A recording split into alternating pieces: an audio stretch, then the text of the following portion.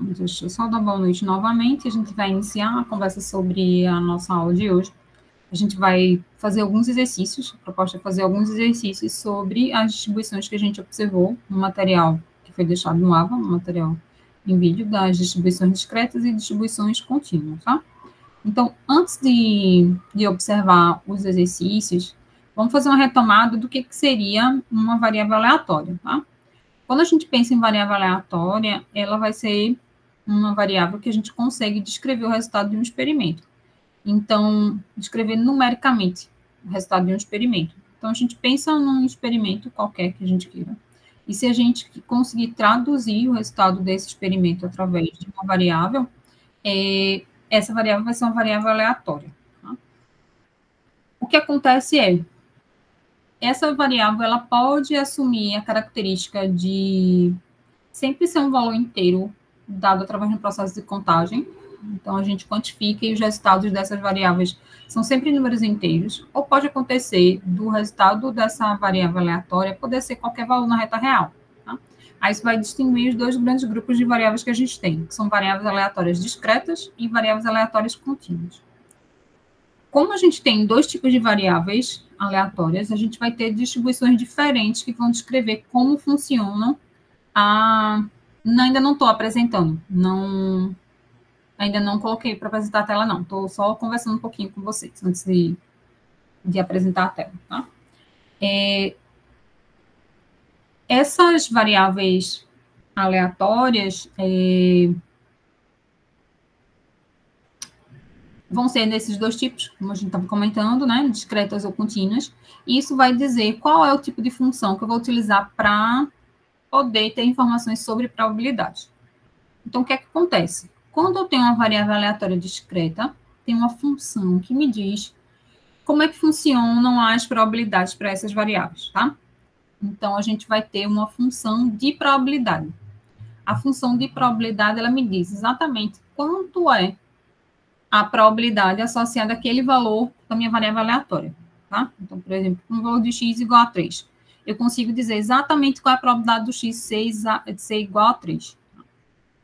Quando a gente está tratando para as variáveis aleatórias contínuas, a gente não trata com a mesma função. Tá? A gente vai ter uma função equivalente. É a função de densidade e probabilidade. Tá? Isso tudo que eu estou falando está no material que eu coloquei para vocês ontem, tá? Então, a função de densidade e probabilidade, ela não vai mais trazer para a gente exatamente a probabilidade da minha variável aleatória assumir um determinado valor, como eram para as discretas, tá? Eu vou ter a possibilidade de encontrar a probabilidade dentro de uma faixa de valores. Então, a função de densidade e probabilidade, ela me dá a probabilidade da minha variável aleatória estar dentro de um intervalo. Tá? Então, essa é a principal diferença que a gente tem nesses dois grandes grupos de variáveis, por consequência das funções de distribuição. Tá? Então, a gente tem algumas distribuições que são discretas, que a gente observou, tá? Que a gente colocou lá no material em vídeo foi a distribuição binomial e a distribuição de Poisson. E as distribuições para variáveis contínuas, que são as funções de densidade e probabilidade, a gente observou a função uniforme e observou a normal, distribuição normal. Dentre as variáveis aleatórias contínuas, tá? A normal ela vai ser a principal distribuição que a gente vai estar trabalhando. Quando a gente avançar um pouquinho mais no curso, a gente vai poder estimar intervalo de confiança, a gente vai poder montar teste de hipótese, e a distribuição que, em grande parte das situações, vai estar por trás, como pano de fundo, é a distribuição normal, tá? Então, é uma distribuição super importante, que a gente precisa realmente aprender a manusear, aprender como ela se comporta, as propriedades, tá? Porque ela vai nos acompanhar até o final do curso. Tem uma outra, que aí não está no material que eu coloquei, que eu vou colocar para o material da semana seguinte, que é a distribuição T. O livro que a gente recomenda do Anderson, ele não traz um capítulo específico, uma parte específica no capítulo das densidades de probabilidade contínuas, para as variáveis aleatórias contínuas, para a distribuição T. Mas, no entanto, quando ele entra nas outras ferramentas, né, nas outras análises de intervalo de confiança, teste de hipótese, ele fala muito sobre distribuição T, tá? Então, a gente vai trazer a distribuição T, vai olhar as principais características dela também, porque a gente também trabalha. Então, são duas distribuições que a gente vai trabalhar bastante nos assuntos seguintes, que são a distribuição normal e a distribuição T. A distribuição normal, a gente vai fazer alguns exercícios hoje, lembrar algumas propriedades que a gente já apontou, e a distribuição T, na próxima semana, a gente começa a abordá-la, tá? Eu coloquei também hoje, já próximo agora, finalzinho da tarde, uma tabela para vocês lá no AVA, que é a tabela da distribuição normal. Eu vou apresentar a tabela aqui, já vou até começar a separar ela aqui, deixa eu ver se ela está aberta. Vou abrir ela no programa melhor, porque ela vai nos acompanhar, tá? Então, estou trazendo um modelo, mas a gente pode usar qualquer tabela de distribuição normal, mas a gente precisa aprender a manusear com bastante atenção a tabela de distribuição normal, porque a gente não... A distribuição normal, ela não é uma distribuição simples de a gente calcular manualmente, tá? Então, o que acontece? A gente acaba usando a tabela de distribuição normal padrão, para estimar as probabilidades, né? Então, a gente precisa saber manusear essa tabela de distribuição normal. Deixa eu já separar ela aqui. Então, hoje a gente vai fazer alguns exercícios de discreta, a gente vai fazer mais um exercício de binomial, e vai fazer 2 exercícios envolvendo as distribuições contínuas, tá? Deixa eu colocar aqui um, acho que vai ser mais rápido. Aqui, achei. Deixa ela já aberta aqui, que a gente vai consultar, mas ela já está lá no material que foi disponibilizado para vocês, tá? Então, agora eu vou abrir aqui, vou compartilhar a tela com vocês, para a gente observar os exercícios, e na medida que eu apresento os exercícios, eu vou fazendo uma retomada da distribuição equivalente ao exercício que eu estou propondo. E aí, se vocês tiverem alguma dúvida, vão colocando aí no chat, ou então falem, tá? Eu vou perder a visibilidade de vocês, porque eu não tenho aqui, eu estou sem uma segunda tela, estou só com uma. Aí pode ser que eu não consiga ver se vocês escreverem alguma coisa no chat, aí vocês me sinalizam, tá? Então, deixa eu ver aqui. Primeiro exercício, deixa eu compartilhar primeiro.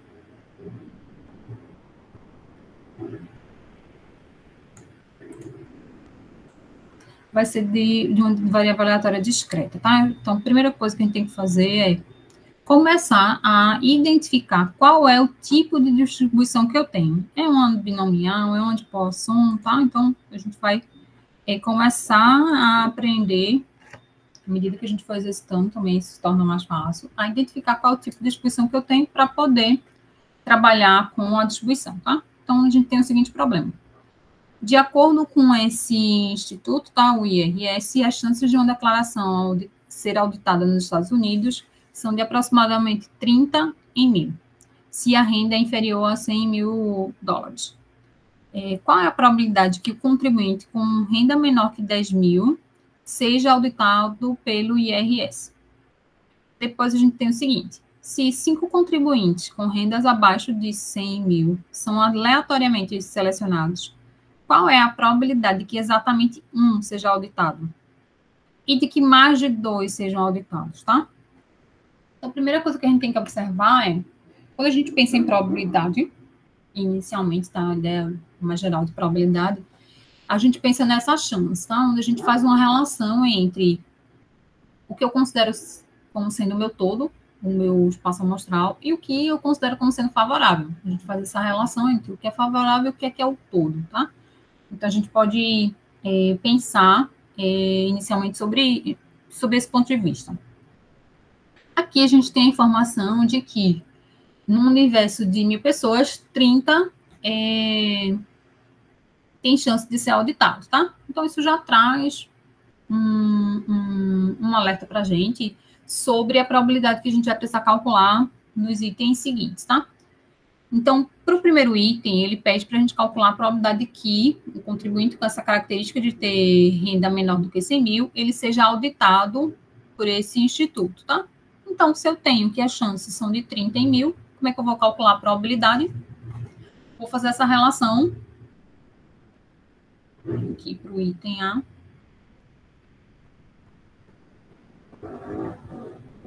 Para o item A, a probabilidade de ser auditado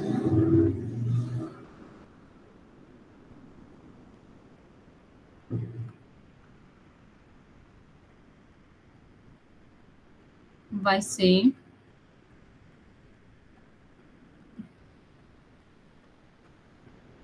essa relação de 30 sobre 1000. Então, vai ser 3 sobre 100 ou 0,03.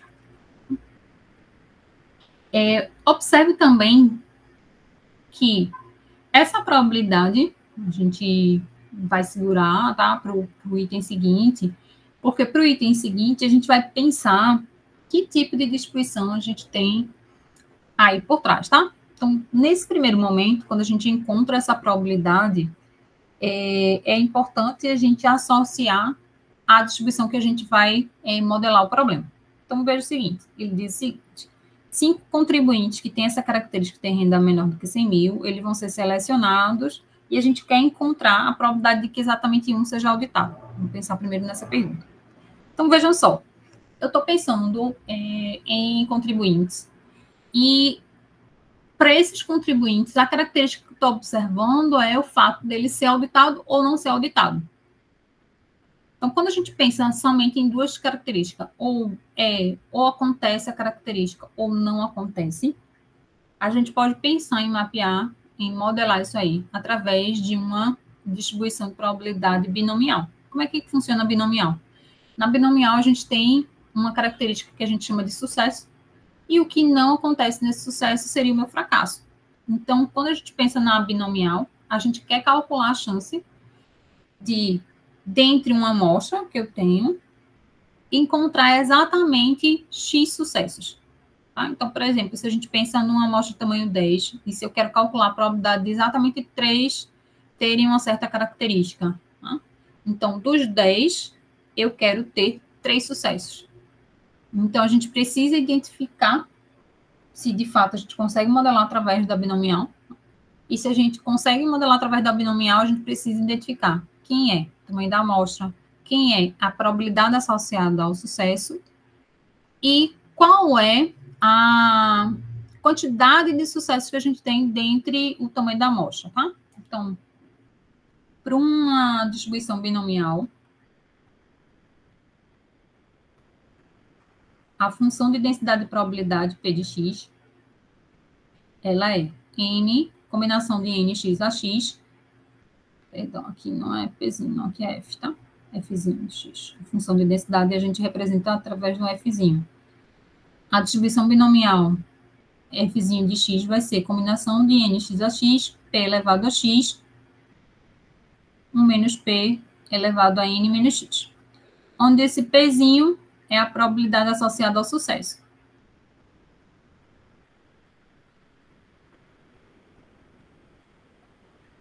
Menos P é a probabilidade de fracasso. Quem é N? N seria o tamanho da amostra.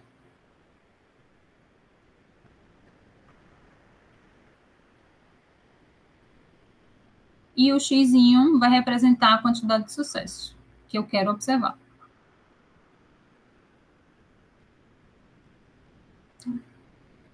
Então, vejam, o que eu considero nesse problema como sendo, posso considerar nesse problema como sendo o sucesso, tá?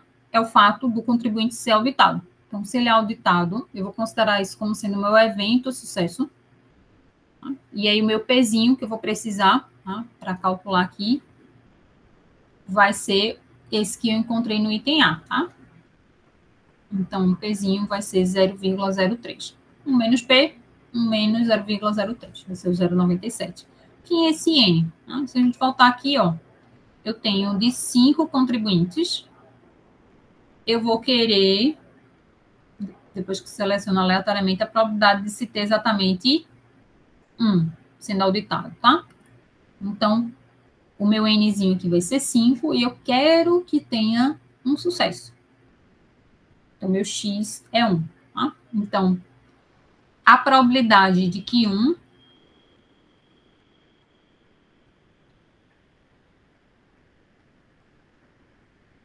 auditado. Isso é equivalente ao valor do F de 1. Aí vou calcular quem é o F de 1. F de 1 vai ser combinação de N x a x, então, combinação de 5, 1 a 1, vezes o Pzinho, que é 0,03 elevado a 1, vezes 0,97 elevado a 5 menos 1, 4. Como é que eu faço para calcular essa parcela aqui? Então, vamos fazer aqui separado também. Quem é combinação de N x a x. Vou fazer na outra página mesmo, para não ficar muito sobrecarregado aqui.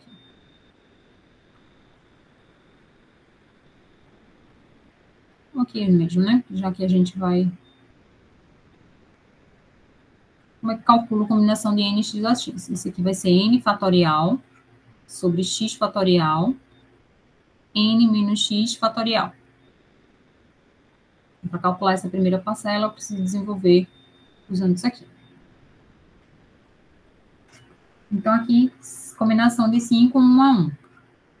Essa parcela eu vou precisar calcular. Então, isso aqui vai ser 5 fatorial sobre 1 fatorial, 5 menos 1 fatorial. Então, aqui é 5 fatorial, 1 fatorial, vezes 4 fatorial. Como é que calculo o fatorial, tá? Vou fazer aqui do lado. N fatorial é o produto começando em N, reduzindo até 1, tá? Então, eu faço o produto dos termos começando em N, indo até 1. Então, N fatorial, eu faço esse produtinho. Então, quem é 5 fatorial? Seria 5 vezes 4 vezes 3 vezes 2 vezes 1. Tá? Então, é N vezes N menos 1 vezes N menos 2 e assim por diante, tá? Então, 5 fatorial seria isso aqui, tá? Por definição, se eu tiver necessidade de calcular quanto é 0 fatorial, isso aqui é igual a 1. Tá? Definição. Então, aqui eu vou ficar.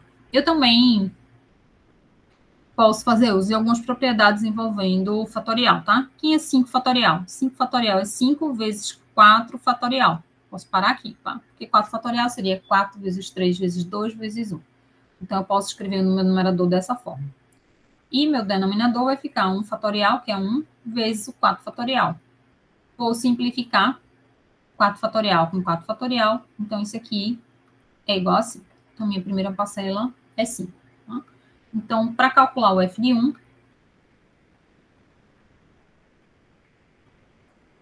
5 combinação 1 a 1 vai ser 5 vezes 0,03 vezes o 0,97 elevado à quarta, tá? E aí, esse valor de F de 1 é que vai dar a probabilidade de ter exatamente uma pessoa sendo auditada. Esse valor dá aproximadamente 0,328.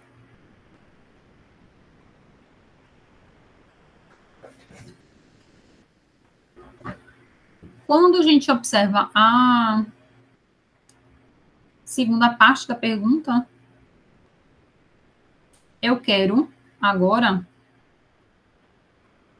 a probabilidade de que mais do que 2 sejam auditados. Então, quero mais do que 2, tá? Quero acima de 2. Quando eu estou pensando nessa parcela, como é que eu vou encontrar isso aí, tá? Então, quero a possibilidade que 2 pessoas sejam auditadas, 3 pessoas... Na verdade, aqui ele está colocando mais do que 2, né? Então, a gente vai pegar acima de 2. Eu tenho 2 possibilidades. Eu posso pensar em calcular todas as possibilidades de ter mais do que 2 pessoas sendo auditadas para frente, ou lembrar de propriedades envolvendo um evento que a gente quer encontrar e o evento complementar, tá? Então, vamos começar a nomear isso aqui. Deixa eu colocar mais uma página. Então, para o item B, eu quero a probabilidade mais do que 2.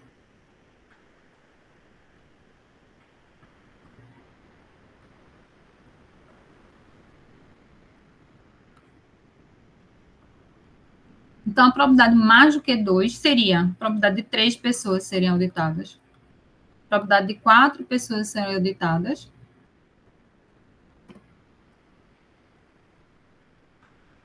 e a probabilidade de que 5 pessoas serem auditadas.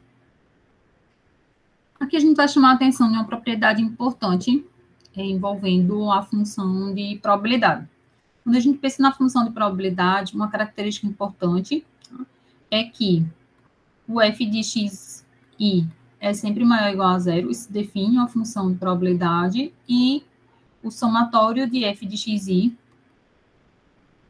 tem que ser igual a 1. O somatório de todos os valores possíveis de f de xi tem que ser igual a 1. Então, vejam, eu tenho uma amostra tamanho 5, então o máximo valor que eu vou encontrar para o xi é considerando 5, tá? Então, eu poderia, usando essa condição aqui, observar que o f de 0 mais o f de 1 mais o f de 2 mais o f de 3 mais o f de 4 mais o f de 5, isso tudo aqui tem que dar 1.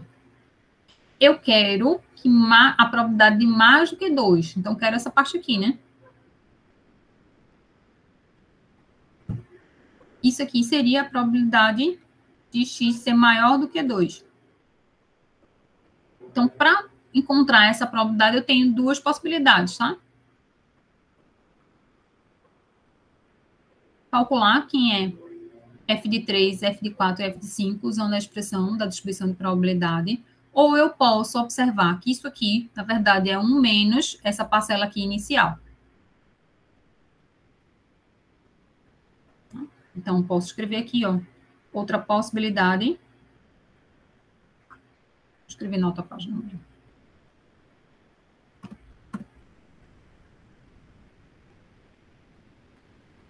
Probabilidade de x ser maior do que 2 seria o f de 3 mais f de 4 mais f de 5. Ou probabilidade de x ser maior do que 2 seria 1 menos essa galera aqui. 1 menos o f de 0, mais o f de 1, mais o f de 2.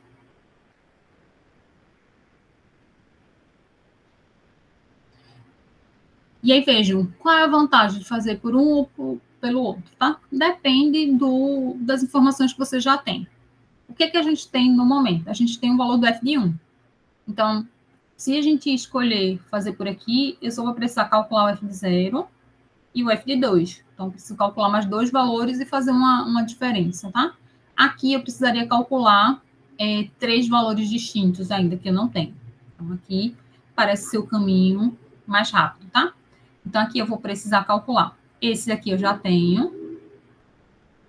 Vou precisar calcular quem é o f de 0 e calcular quem é o f de 2.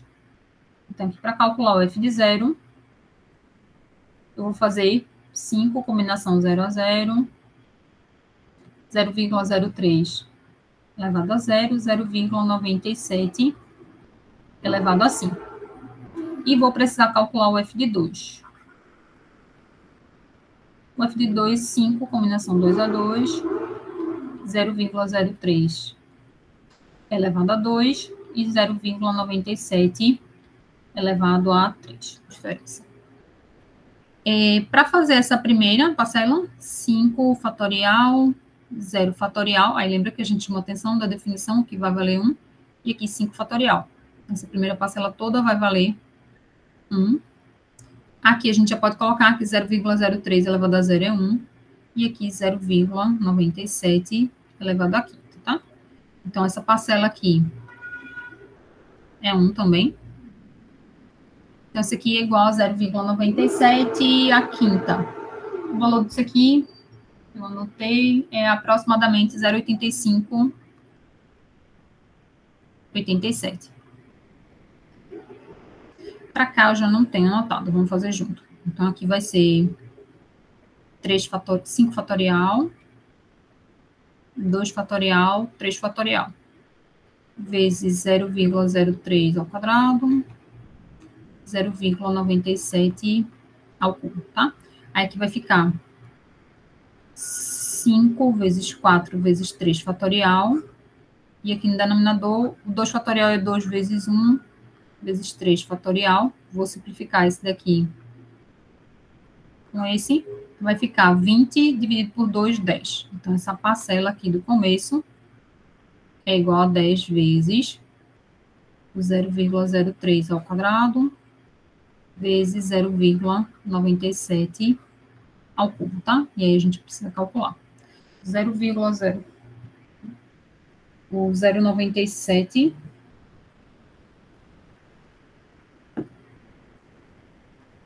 ao cubo vezes 0,03 ao quadrado vezes 10. Isso dá aqui aproximadamente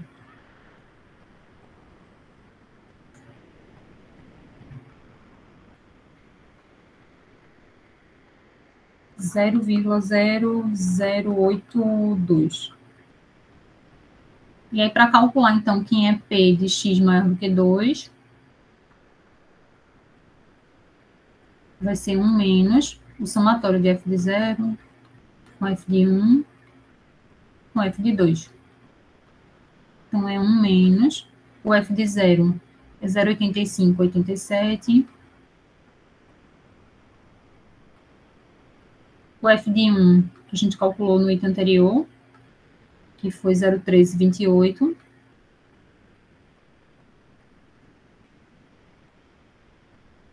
E o f de 2, a gente acabou de calcular, né? 0,082. 0082.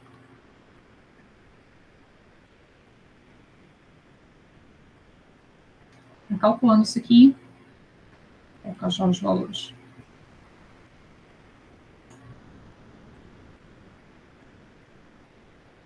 Zero vírgula 8587 mais 0,1328 mais 0,0082.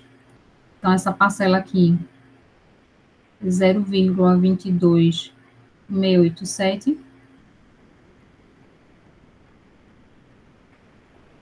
Então, vai dar aproximadamente 0,77313, tá? Confiram.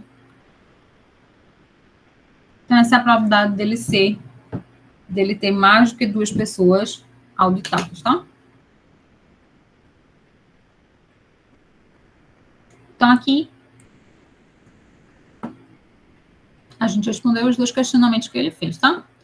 Para essa questão, alguma dúvida, alguma pergunta?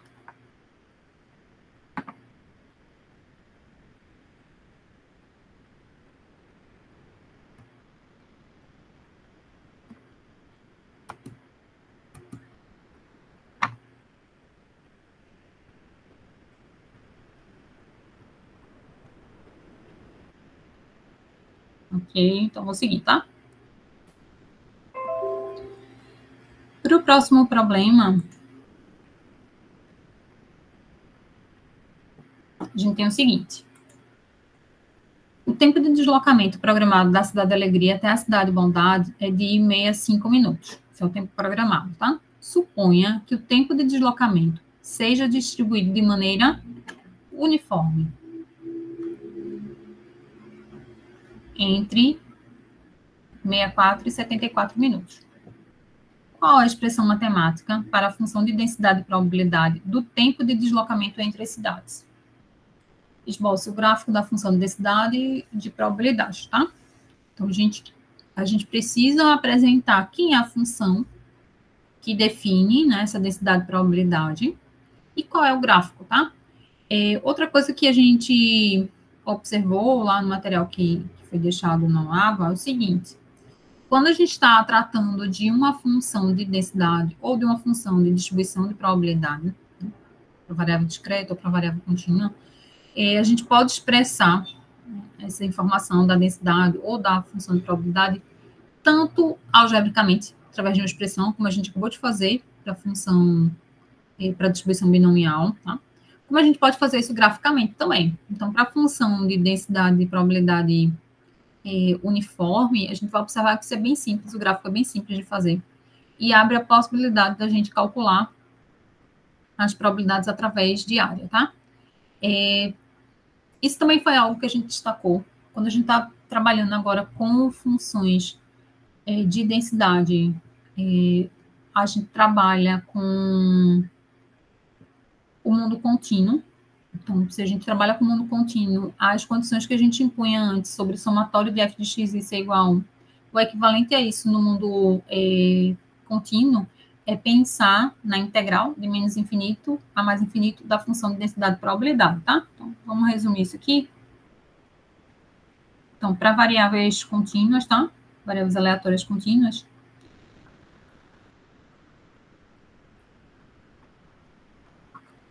a função de densidade de probabilidade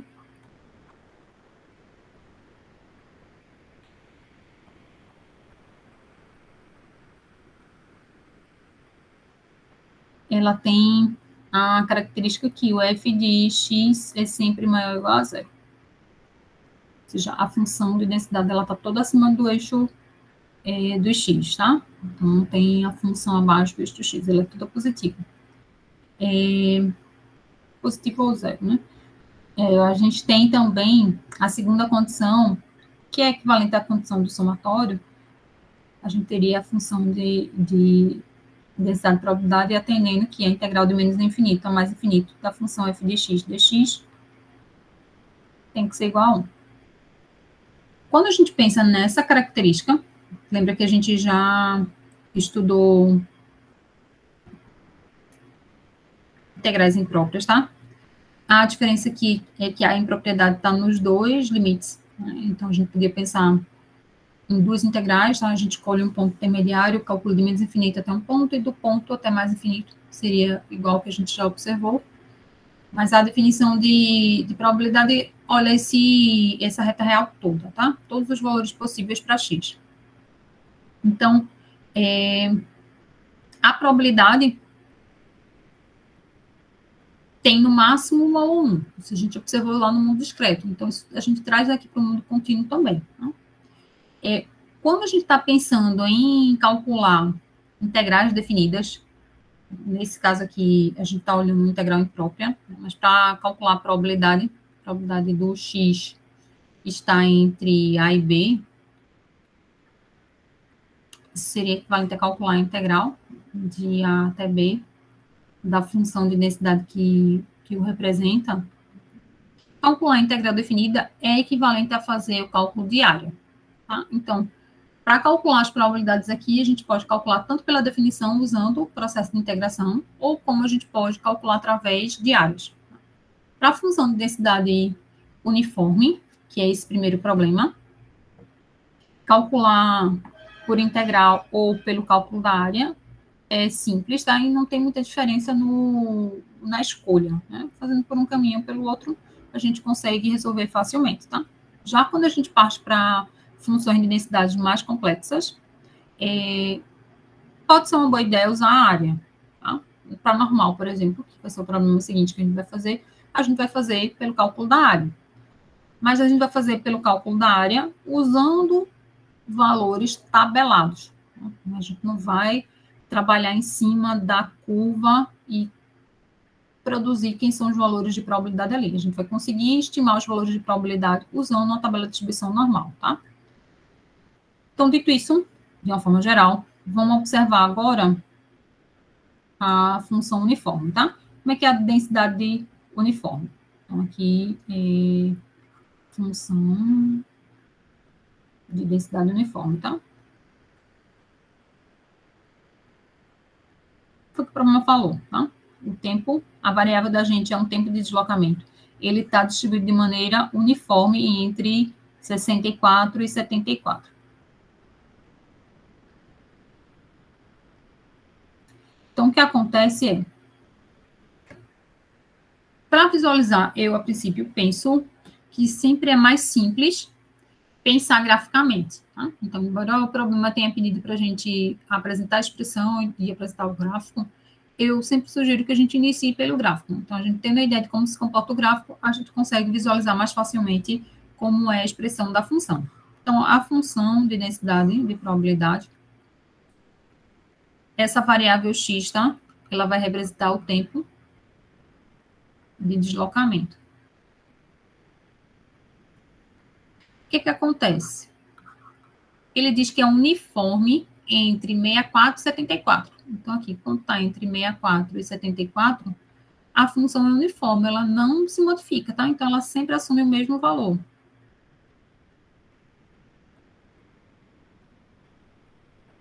Deixa eu ver se eu consigo puxar isso aqui um pouco mais para cima.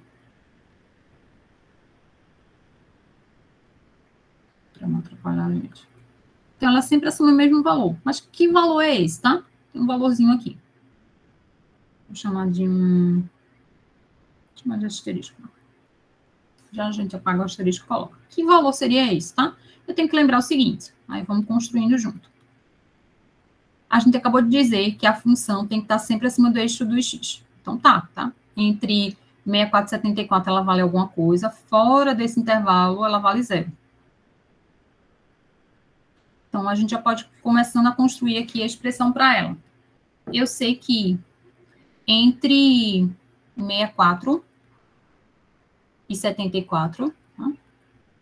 Ela vale alguma coisa, que eu estou chamando lá de asterisco, por enquanto. Fora desse valor, a minha função é 0. Aqui, caso contrário. Ou você pode separar em dois intervalos, tá? Antes de 64, depois de 64, a função vale 0, tá? Então, vejam só. Eu sei que aqui ela vale 0. E daqui para frente também vai valer 0. Quanto é que ela vale aqui? Eu posso lembrar, ó, dessa outra condição. Se eu olhar toda a reta real, a integral da curva abaixo, né, de f de x, a integral da região, né, abaixo de f de x, tem que dar 1. O que seria equivalente é a área que está abaixo dessa função f de x tem que dar 1. Ora, se a gente olhar para cá, antes de 64 e depois de 74, a área é 0. A gente não tem nenhum valor acima ali do eixo do x. Entre 64 e 74 é que a gente tem alguma coisa diferente de 0. Então, o que eu posso fazer? Observar que essa área que vai estar aqui, ó, marcar em amarelo. Essa área é a área total abaixo da minha curva, f de x. E ela tem que dar 1. Qual é a base aqui? Quanto vale essa base aqui? De 64 até 74, eu tenho 10 unidades, tá? De medida. Se esse tamanho aqui é 10, quanto tem que ser essa altura aqui, de maneira que a área seja 1, tá? Aqui ao invés de chamar de vou chamar de Hzinho, tá? Quem vai ser H? Eu sei que essa base vale 10, tá? Então, eu sei que H vezes a base tem que dar 1. A minha base, eu já vi que é 10. Quem vai ser H, então? 1 sobre 10. Então, essa altura aqui vai ser 1 sobre 10. De uma maneira mais geral, a gente consegue escrever esse valor, tá? A gente sempre pode fazer essa continha, tá? Mas vejam, a base sempre vai ser o ponto final menos o ponto inicial.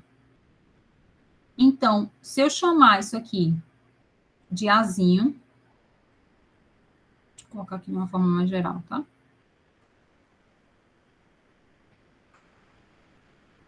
Se esse aqui for A e esse aqui for B,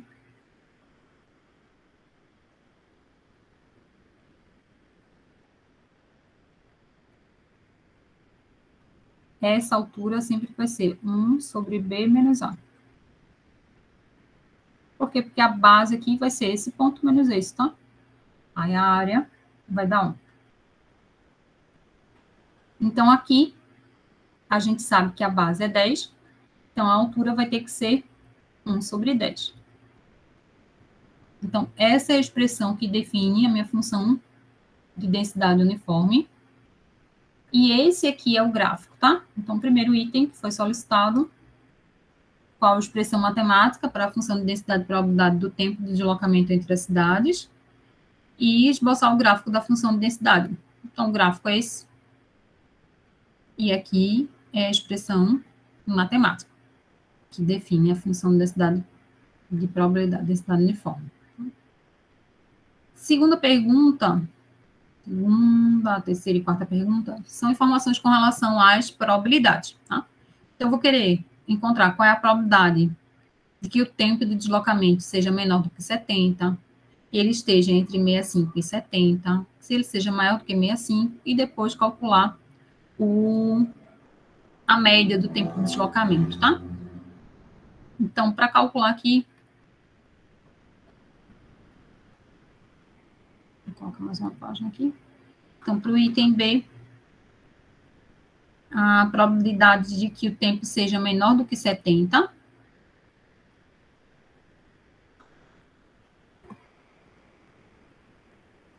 do x ser menor que 70. Então, graficamente, o que é que a gente está buscando? Aqui eu sei que entre 64 e 74, isso aqui vale 1 sobre 10. Eu quero a probabilidade do x ser menor do que 70. Então, o que eu vou fazer? Vou aqui marcar 70. E eu quero tudo que vem antes, probabilidade de estar assumindo valor menor do que 70. Para encontrar essa probabilidade, seria equivalente ao cálculo dessa área aqui. Porque é como se eu estivesse olhando a integral lá de menos infinito até chegar nesse ponto 70, tá?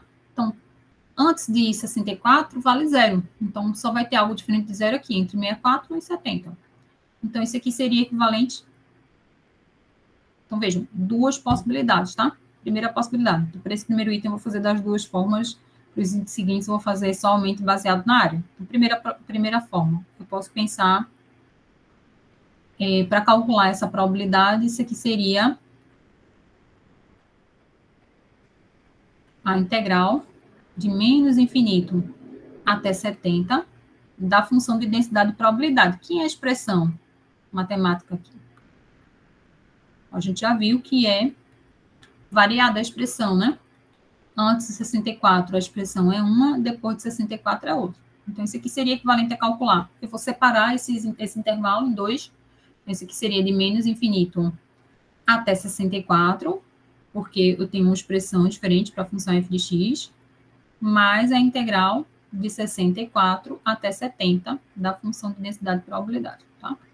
Essa primeira parte aqui é zero. Por quê?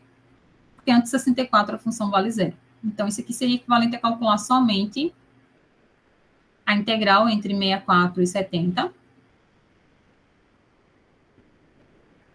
da função de densidade f de x, que é essa constante, 1 sobre 10 dx.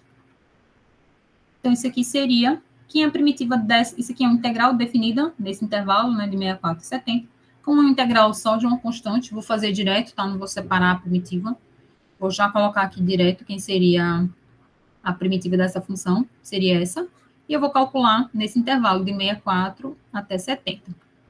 Ou seja, isso aqui é igual a 1 sobre 10, x calculado no ponto superior, que é 70, menos no ponto inferior, que é 64. Então, aqui vai ser 1 sobre 10 vezes 6, tá? Seria 0,6. Então, aqui é a primeira possibilidade. Segunda possibilidade, então aqui é usando o integral, né? Segunda possibilidade pelo cálculo da área.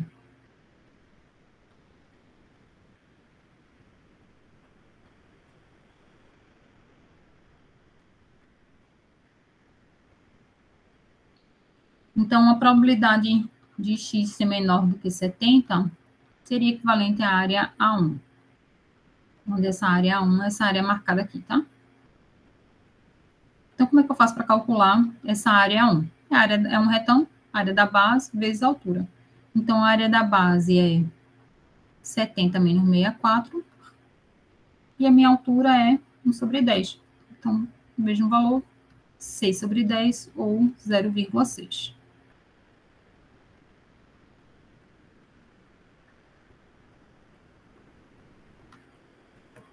Para os exemplos seguintes, a gente vai calcular usando somente a área, tá? Porque para integral vai ser de maneira semelhante aqui. Então, vamos lá para o item C.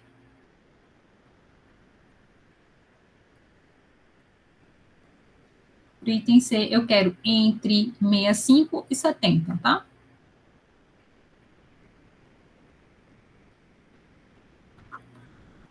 Então, x tem que estar entre esses dois valores. Então, vamos expressar aqui, graficamente, qual seria a nossa área de interesse.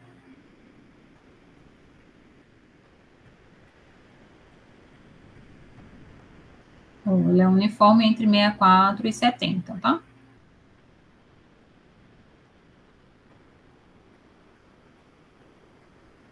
Mas eu quero a probabilidade de x estar entre 65 e 70. Então, vou pegar daqui. 65 até 70. Quero essa área aqui. Vou chamar de A2. Então, esse aqui, a probabilidade está entre 65 e 70. Seria numericamente igual a área A2, que seria a área da base, 70 menos 65, vezes a altura, que é 1 sobre 10. Então, vai ficar 5 vezes 1 sobre 10, que é igual a 1 meio, tá? Ou 0,5.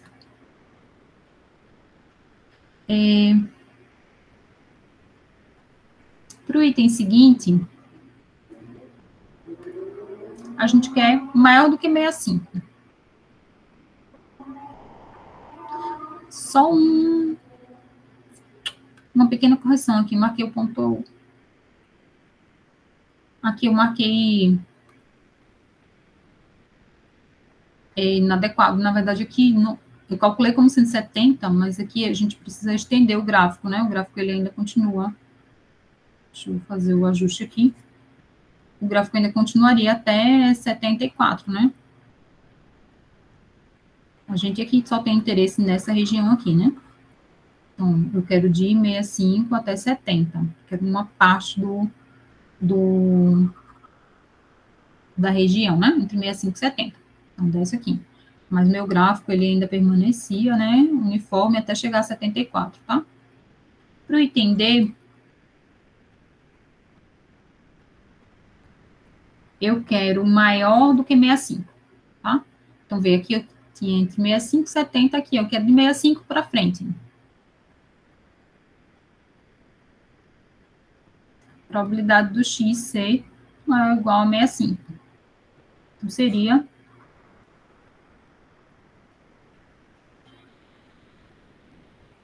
aqui é 64 e aqui é 74. Então, eu quero de 65 até o final.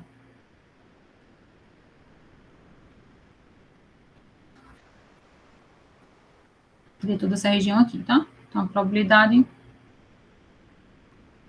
de x ser maior do que 65 seria numericamente igual a essa área A3, que seria a base, 74 menos 65, vezes a altura, que é 1 sobre 10. 74 menos 65 vai dar 9, né? Aqui 1 sobre 10, então ficaria 0,9. Okay? E, por fim, para a gente encontrar a média, né, do tempo de deslocamento, para esse tipo de distribuição, o valor médio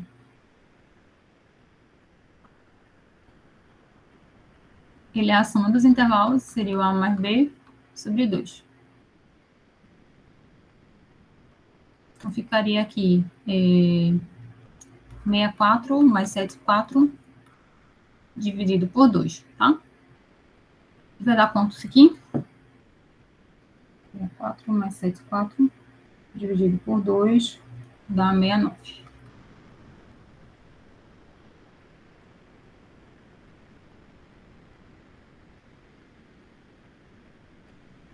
Ok? Perguntas aqui?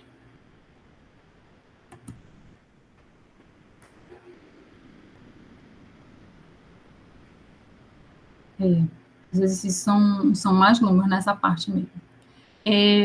Para concluir, vou fazer um exercício de distribuição normal, tá?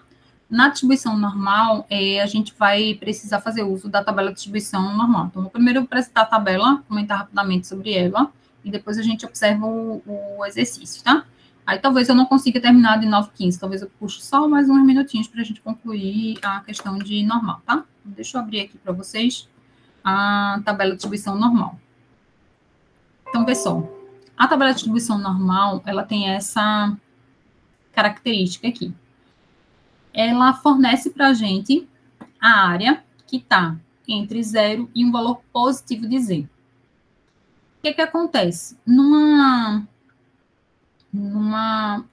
distribuição uniforme, numa distribuição normal, a função de densidade ela é uma função não tão simples, é uma função um pouco mais complexa, tá?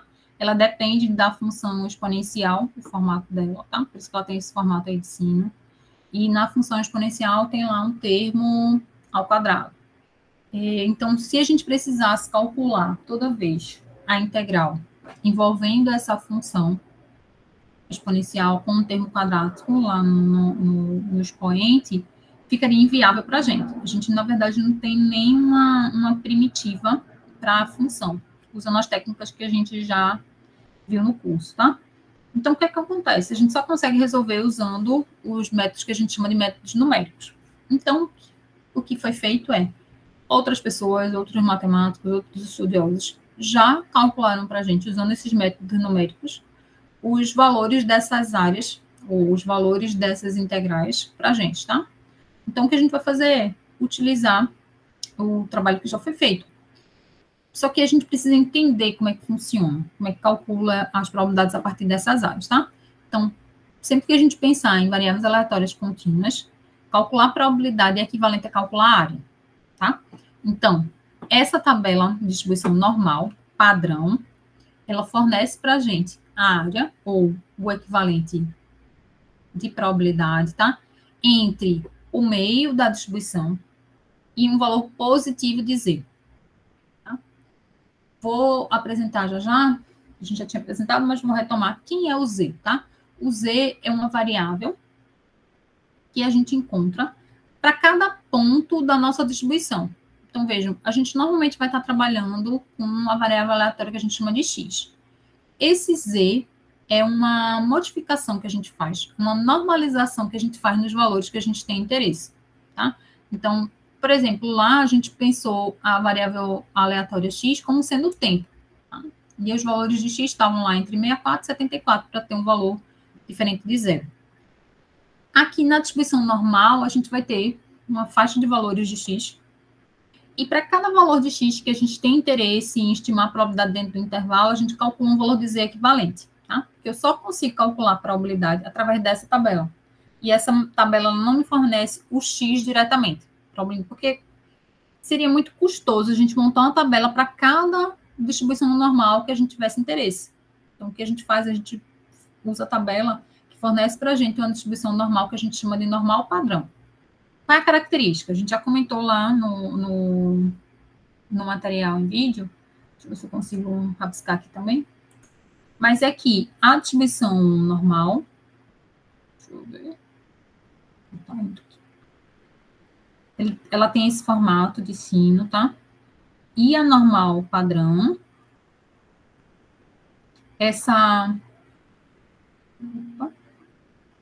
ela está centrada numa média e ela tem um desvio padrão que a gente chama de sigma. Quando eu estou olhando a normal padrão, a variável aleatória aqui é x, tá? E quando eu estou olhando para a normal padrão, isso aqui é a distribuição normal. Aí eu preciso especificar quem é a média dessa distribuição, quem é o desvio padrão dela, tá? Quando eu estou olhando para a normal padrão, a média dela acaba ficando centrada no zero. E ao invés de eu trabalhar com a variável x, eu passo a trabalhar com a variável z. Tá? E o desvio padrão dela agora, ele é 1. Como é que eu faço para converter dessa curva normal, aqui é a normal padrão,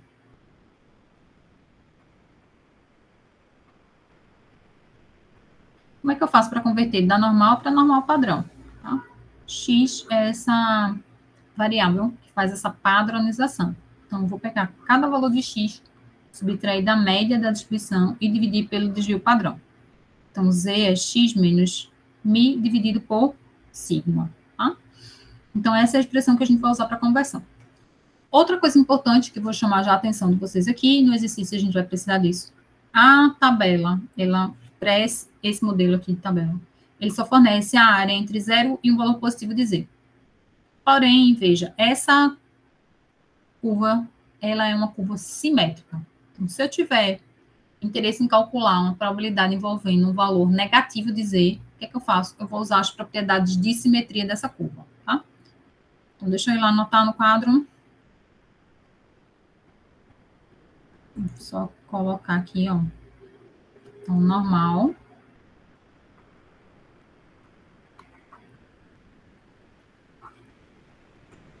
Uma normal qualquer. Ela sempre é centrada em mi, variável aleatória x, e ela tem um desvio padrão, tá? Algumas propriedades importantes. O formato dela é sino, a simetria. Ela é simétrica em relação à média, então tudo que acontece aqui antes da média é um reflexo, né, do que acontece depois da média, tá? Se eu observar, né, a integral de menos infinito até mais infinito, eu estou pegando toda a área abaixo dessa curva, isso tem que dar 1, tá? Porque isso é uma característica das variáveis aleatórias contínuas. Para cá não vai ser diferente, então a área total aqui abaixo da curva é 1. Ó, como a curva é simétrica em relação à média, se a área é 1 total, e se eu tiver interesse em observar só metade da curva, aqui vai ser 0,5 e depois da média também é 0,5, tá?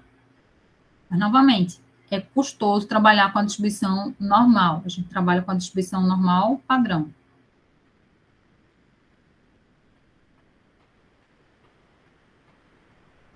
Também é simétrica, tá?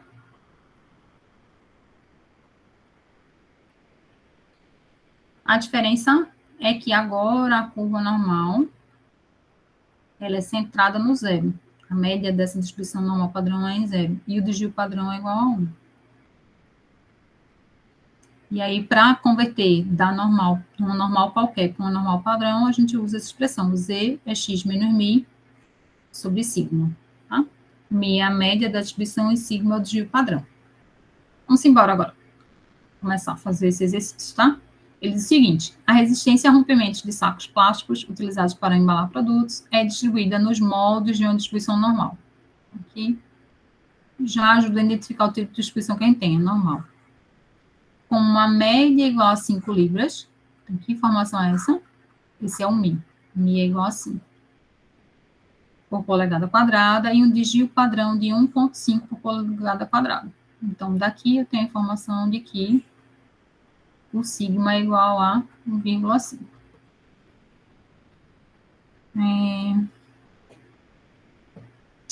Aí a gente vai querer observar o seguinte: que proporção dos sacos produzidos possuem uma resistência ao rompimento entre 5 e 5,5 por polegada quadrada? Vê que nesse problema, diferente do que a gente colocou lá no exercício do vídeo inicial, ele não está pedindo a probabilidade, ele está pedindo a proporção, tá? Vai existir uma relação direta entre probabilidade e proporção. Então, eu encontro probabilidade é um número entre 0 e 1, tá? E se eu multiplico esse valor por 100, eu tenho qual é a proporção, tá? Então, se eu encontrar, por exemplo, a probabilidade é 0,3, qual é a proporção? É 30%. Já é? Então, a gente vai, na verdade, encontrar quem são as probabilidades e depois expressa quem seria a proporção, tá? Então, eu quero achar a probabilidade e depois a proporção de o saco estar entre 5 e 5,5 por polegada quadrada, tá? Então, aqui, ó, vamos pensar aqui, primeiro na minha distribuição.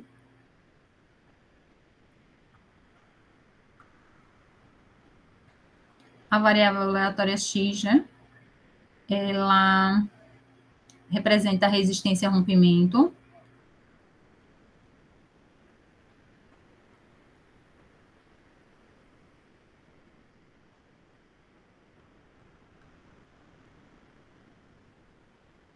ela está centrada aqui em mi igual a 5, e o desvio padrão dela é 1,5. Eu quero, no item A, achar a probabilidade, depois a proporção, tá? De x estar entre 5 e 5,5. Então, graficamente, seria isso aqui. A média está aqui, em 5. Então, eu quero daqui de 5 até chegar em 5,5. Eu quero achar essa área aqui, tá? Vai me dar a probabilidade e depois a proporção.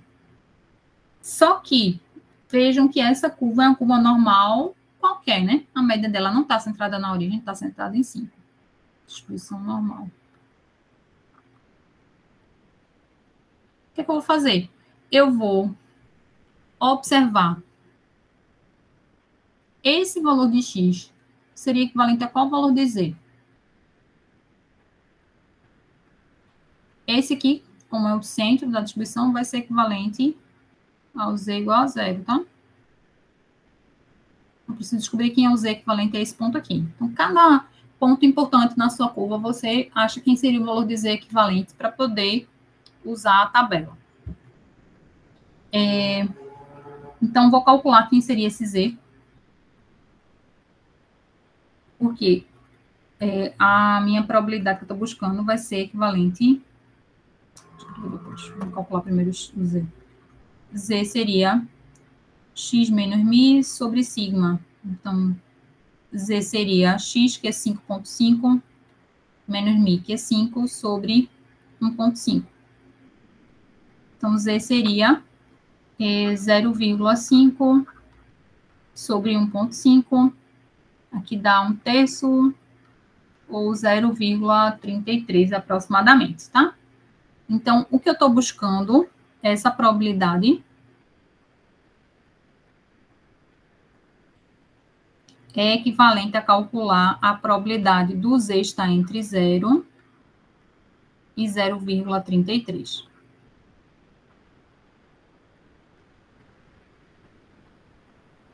Como é que eu faço para encontrar isso, tá? Então, vou esboçar isso aqui.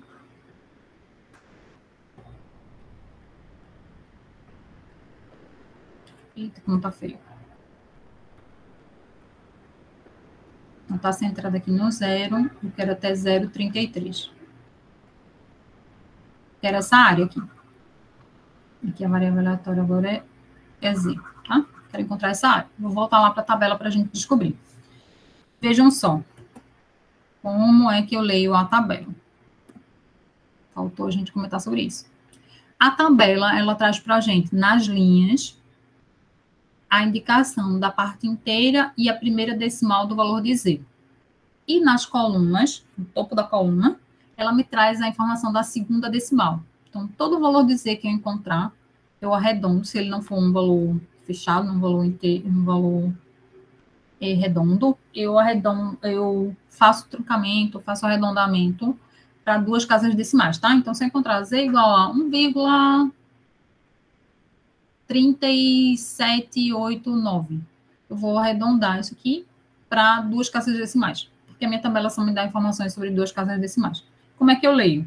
Então, eu vou ler aqui parte inteira, primeira decimal, e aqui na coluna eu tenho informação sobre a segunda decimal. Então, por exemplo, se eu quiser achar a área entre 0 e 0,94, tá? 0,94, primeira decimal é 0,9, primeira parte da decimal aqui é 0,9, então vou olhar essa linha. E a segunda decimal é 4, então tem informação aqui nessa coluna. Então, faço o cruzamento da linha com a coluna, e a minha área seria essa, aqui no meio, tá? Então, aqui seria a área entre 0 e 0,94 seria isso aqui. 0,3264. Já? Se eu quisesse 1,47, eu faço 1,4, cruzamento com essa coluna do 7, tá? Se eu quiser 0,06, então vou aqui na primeira linha, com essa coluna, tá? Então, sempre vou olhar a informação com relação à linha, que é a parte inteira e a primeira decimal, e a coluna referente à segunda decimal. Faço o cruzamento para poder ter a informação da probabilidade, tá? Ou da área. Então, aqui eu quero a área entre 0 e 0,33. Então, vou ter que localizar lá, aqui na minha tabela, onde é que eu encontro o 0,33, tá? Então, aqui, ó, o 0,3 está aqui. E o 0,03 está aqui. Então, vou olhar essa informação aqui.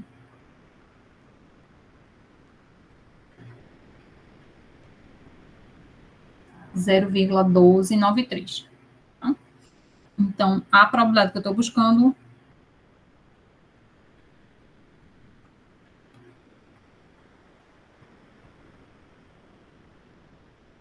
0,1293. Tá? E o primeiro item era só isso que ele queria, né? A probabilidade do X está aqui. Essa probabilidade que a gente encontrou, que é 0,1293, significa, então, que a proporção de o saco apresentar resistência ali entre 5 e 5,5 vai ser de 12,93%, tá? Então, a porcentagem seria 12,93%. Qual a porcentagem de sacos que tem resistência entre 5 e 5,5? 12,93, tá? Então, a gente acha a probabilidade e, por fim, acha a proporção equivalente. Até aí, tudo bem? Digam aí. No item B, ele quer a proporção também. A gente vai primeiro achar a probabilidade e depois encontra quem é a proporção de ser menor do que do 3,17, tá? Então, vamos olhar agora. Menor do que 3,17. Então, para o item B ou C agora? B. Para o item B, eu quero a probabilidade do X ser menor que 3,17. Então, se a gente pensar em termos de X, seria isso aqui. 0, o Mi está aqui, né? Lembra, o Mi é 5. 3,17 vai estar antes disso aqui. Então, eu quero a probabilidade do X estar aqui, ó, menor do que esse valor. Então, veja, eu vou olhar para esse valor de X e vou calcular qual é o Z equivalente dele. Então, vou ter um Z que é 3,17 menos o Mi, que é 5, sobre 1,5. Vou calcular quanto vale esse Z. Deixa eu olhar aqui que eu já tenho calculado para facilitar.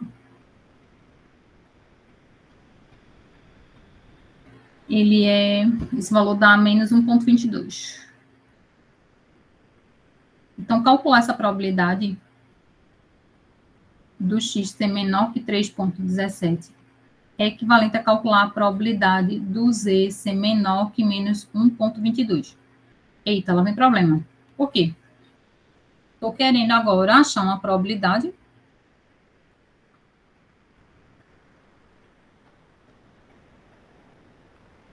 que envolve valores negativos de Z agora. Só que a tabela que a gente apresentou pode trazer informações de valores positivos de Z. Como é que a gente faz? A gente vai usar as propriedades de simetria da função, tá? Da função de distribuição normal, da função de densidade de probabilidade normal. Vou usar as propriedades de simetria. Quais são as propriedades de simetria que tem? Minha curva é exatamente o espelho, né? Do que está antes com o que está depois do zero. Da parte central da minha distribuição. Tá? Então, é um espelho em relação a isso aqui. Então, quando eu espelho isso aqui, pego metade da curva e jogo lá para a parte positiva, que vai acontecer? Aí vamos esboçar aqui esses desenhos. Deixa eu ir para outra página para achar essa região aqui, ó.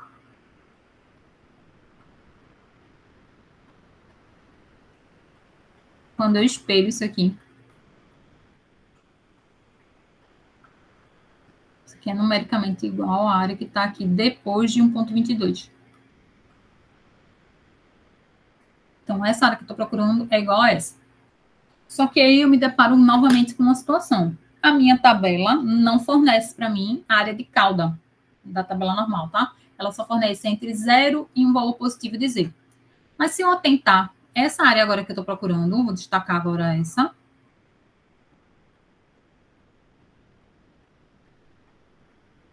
Para achar essa área da pontinha aqui, como é que eu faço? Essa área, na verdade, é igual a área que vai entre 0 e infinito, menos a área que está entre 0 e 1,22. Concordam? Então, para achar essa área da ponta, eu pego a área toda de 0 para frente, menos a área que vai entre 0 e 1,22. Aí vai sobrar só esse pedacinho aqui da cauda. Quanto equivale a área entre 0 e infinito? Bom, é metade da curva completa. Então, isso aqui vale 0,5. Quanto equivale a área entre 0 e 1,22? Aí eu vou constar na tabela, tá? Na tabela de distribuição normal. Então, eu vou entrar aqui 1,22. Vou pegar aqui essa informação. 1,2. A segunda casa decimal, que é essa daqui. Fazer o cruzamento e vou encontrar 0,3888.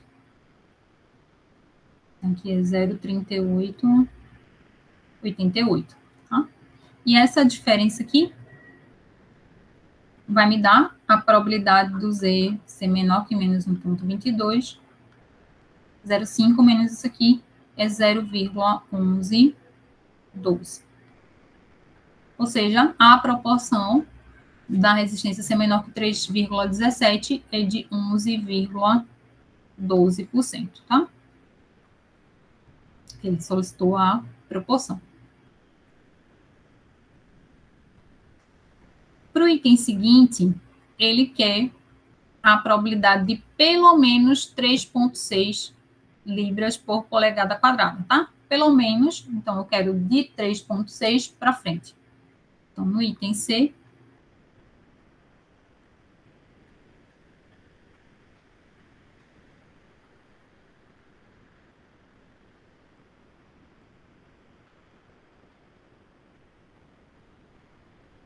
vamos já escrever a probabilidade.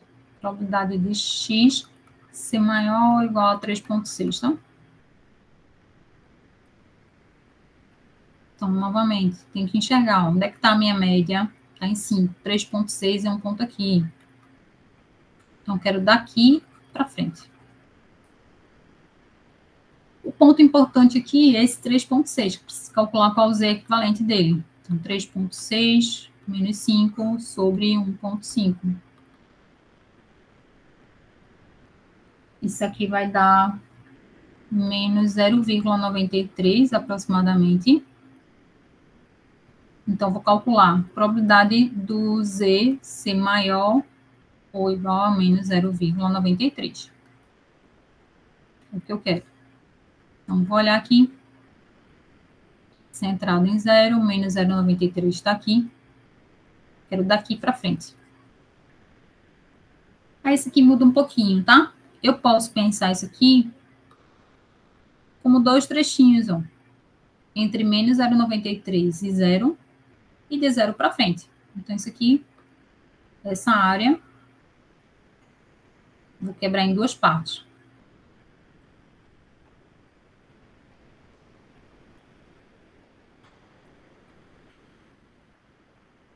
Então, vai ser essa aqui.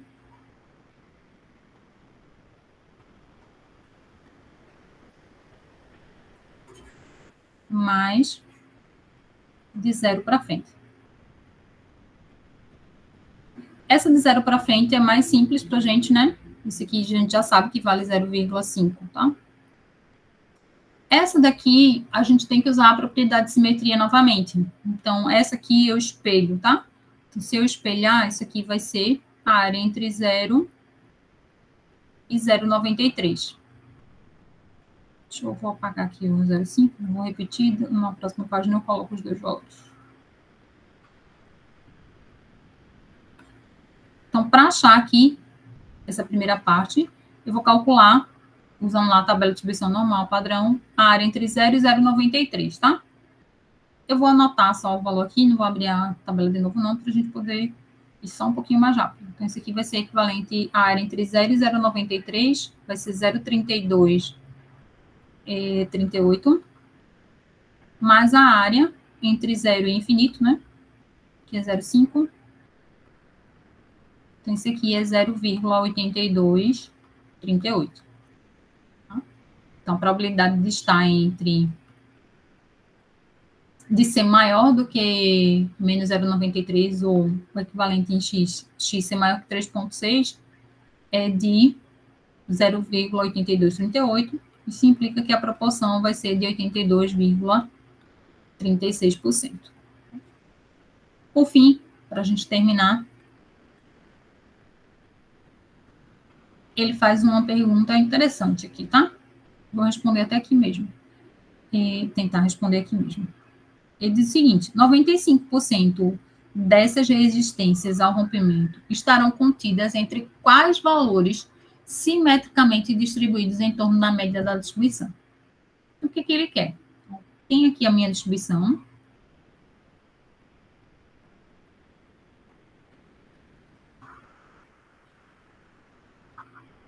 E ele quer descobrir aqui um valor de x aqui, chama de x2, um valor de x1, onde essa distância daqui para cá é igual a essa distância daqui para cá. Tá? Essas distâncias são iguais. Então, esse tamanho é igual a esse. Vou cobrir aqui os índices, né?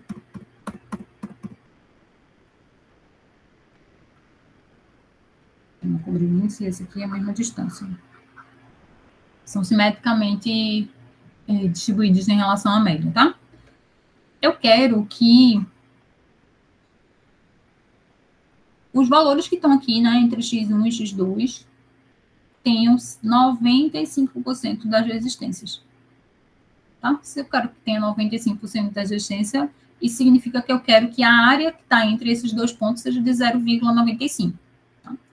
Então, vejam, eu não trabalho inicialmente com essa distribuição, eu trabalho com a normal padrão e depois volto e encontro quem seriam os valores do x, tá? Então, a gente vai descobrir quem são os z's equivalentes e depois a gente encontra quem são os x. Então, para cá,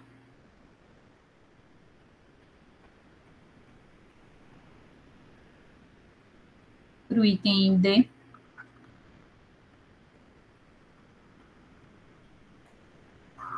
vou fazer esse mesmo raciocínio agora só pensando na distribuição Z, tá? Então, eu quero descobrir aqui um valor de Z1 e um valor de Z2, de maneira que essa área aqui entre eles dois seja... Assim, tá meio feio, mas...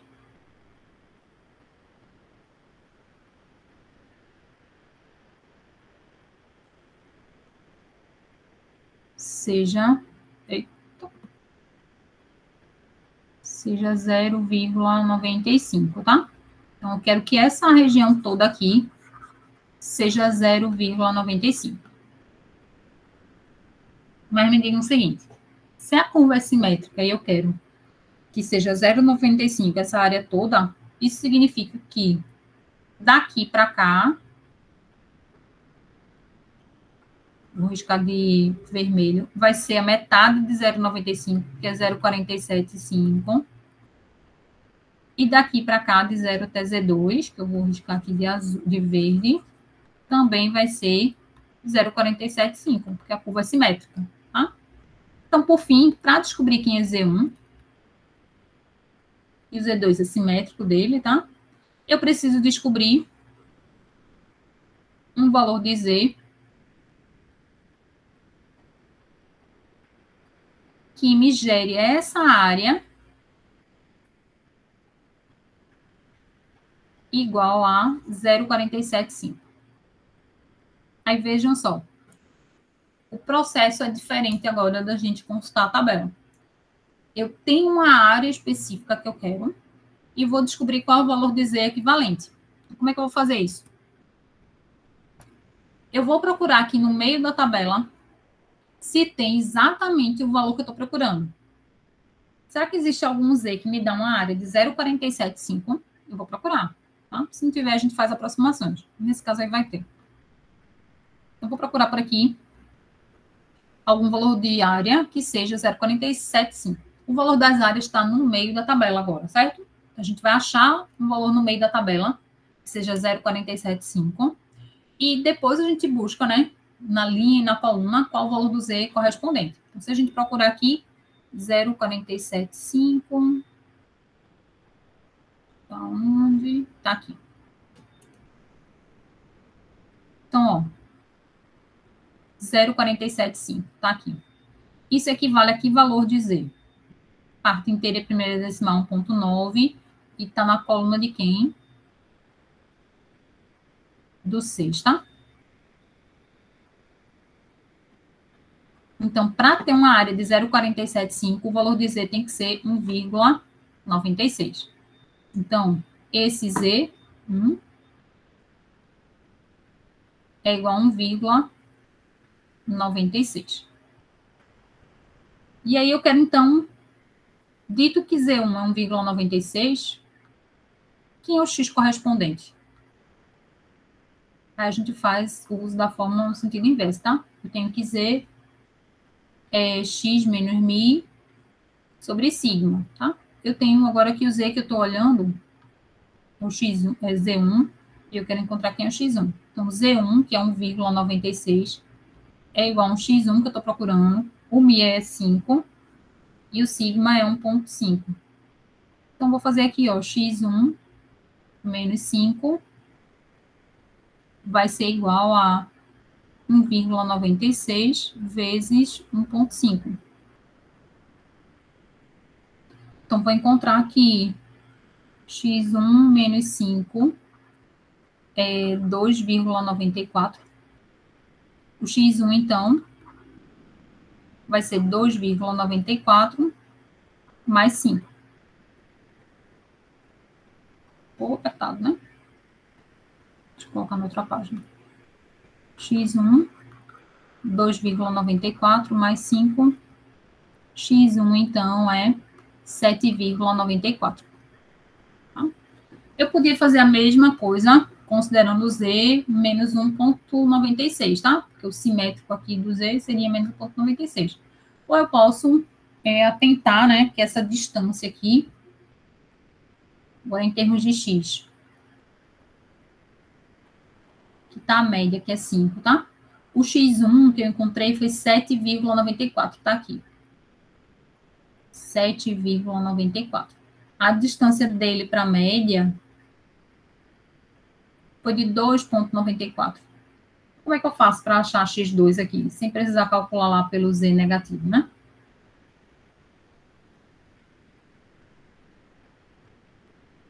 Então, tem que ser essa distância também, 2,94. De X2 até a média tem que ser 2,94.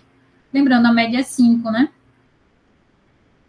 A média da distribuição é 5. Então, vou fazer 5 menos 2,94 é 2,06. Então, aqui também precisa ser 2,94. Multiplicar aqui X2 tem que ser 2,06. Então, quando eu estou olhando valores entre 2,06 para essa distribuição, tá? E 7,94, eu tenho que 95% das resistências estão por aqui. Ok? Deem uma olhada, veja se tem alguma dúvida, alguma pergunta. Hoje foi bem mais puxado, tá? Porque a gente tentei cobrir, vou parar aqui a apresentação, tentei cobrir o que tem de principal, né? Esses problemas envolvendo a distribuição normal são bem interessantes, tá? A gente vai usar muito a distribuição normal, então por isso que eu fiz questão de a gente fazer mais atenção ali o uso da tabela. Coloquei essa versão da tabela lá no Classroom, não, no Ava para vocês. Tem outros modelos de tabela, vocês podem encontrar alguns livros, inclusive, que botem valores positivos e negativos de Z. Eu costumo dizer que são tabelas preguiçosas, isso aí, tá? Porque a distribuição normal é uma curva totalmente simétrica, então não faz sentido colocar os valores negativos. A gente tem que manipular somente a parte positiva e conseguir encontrar todas as probabilidades que a gente está buscando. Tá? Para as próximas aulas, a gente vai avançar com relação ainda à distribuição T, que é uma distribuição também bem importante, e entrar em ferramentas adicionais de estatística, tá? No livro do Anderson, eu tinha disponibilizado já trechos do capítulo 5 e 6, tá? Então, vocês podem consultar já o material que está lá, como apoio, porque ele tem um número muito bom de exercícios, tá? Lá tem coisas adicionais ao que a gente viu. A gente não viu todas as distribuições que ele apresenta lá, tá? Então, vamos focar principalmente nessas mais importantes que a gente destacou. Tá joia? Alguma pergunta, alguma dúvida?